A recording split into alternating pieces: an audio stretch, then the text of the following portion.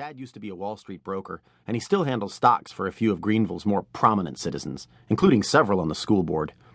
The councilman job takes only a few days a month most of the year, so Dad drives a cab most days. I asked him once why he did it, since his investments keep the wolf from the door even without Mom's home jewelry business, and he said he liked meeting new people.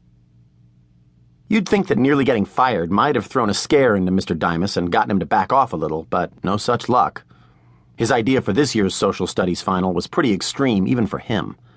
He divided our class into 10 teams of 3 each, blindfolded us again, he was big on blindfolds, and had a school bus drop us off at random places in the city. We were supposed to find our way to various checkpoints within a certain time without maps. One of the other teachers asked what this had to do with social studies, and Mr. Dimas said that everything was social studies.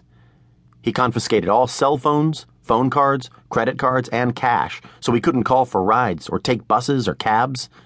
We were on our own. And that was where it all began. It's not like we were in any real danger. Downtown Greenville isn't downtown LA or New York or even downtown Decatur, Illinois. The worst that might happen would be an old lady clobbering us with her purse if one of us was foolish enough to try to help her across 42nd Avenue. Still, I was partnered with Rowena Danvers and Ted Russell, which meant that this was going to be interesting. The school bus pulled away in a cloud of diesel smoke, and we took our blindfolds off. We were downtown. That much was obvious. It was the middle of the day, a chilly October afternoon. Traffic, both foot and car, was pretty light. I immediately looked for the street sign, which said we were on the corner of Sheckley Boulevard and Seamac Street. And I knew where we were. This was such a surprise that I was tongue-tied for a moment. I was the kid who could get lost going to the corner mailbox, but I knew where this was. We were standing right across the street and down the block from the dentist, where Jenny and I had both had our teeth cleaned just a couple of days before.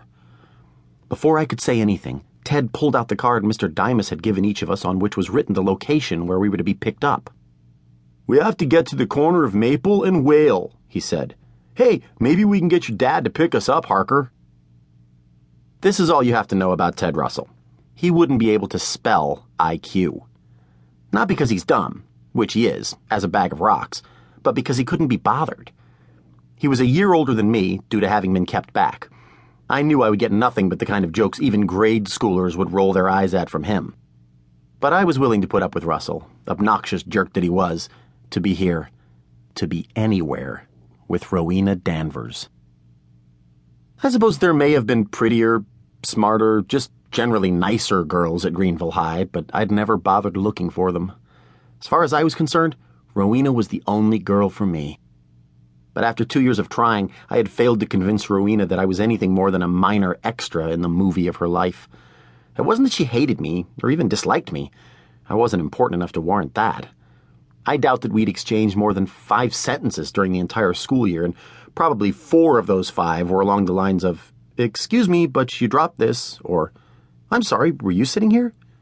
Not exactly the stuff of which great romances are made, although I treasured every one of them. But now, just maybe, I could change that. I could become more than an anonymous blip on her radar. I was practically 15, and she was my honest-to-goodness first love. I mean it. Or I thought I did at the time.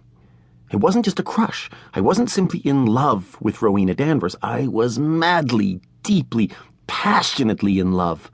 I even told my parents how I felt, and that took guts. If she ever noticed me, I said to them, this would be one of the great love affairs of the century. They could see I was serious, and they didn't even tease me. They got it. They wished me luck.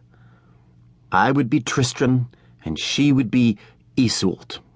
Whoever they were. That was what Dad said. I would be Sid, and she would be Nancy. Whoever they were, that was what Mom said. I wanted to impress Rowena Danvers, and so what if demonstrating that I knew how to cross a street in the right direction wasn't exactly the stuff that Shakespeare was made of? I'd take what I could get. I said, "I know where we are." Ted and Rowena looked at me dubiously. "Yeah, right. I'd sooner put the blindfold back on. Come on, Rowena," Ted said, taking her arm. "Everybody knows that Harker couldn't find his butt with both hands tied behind him."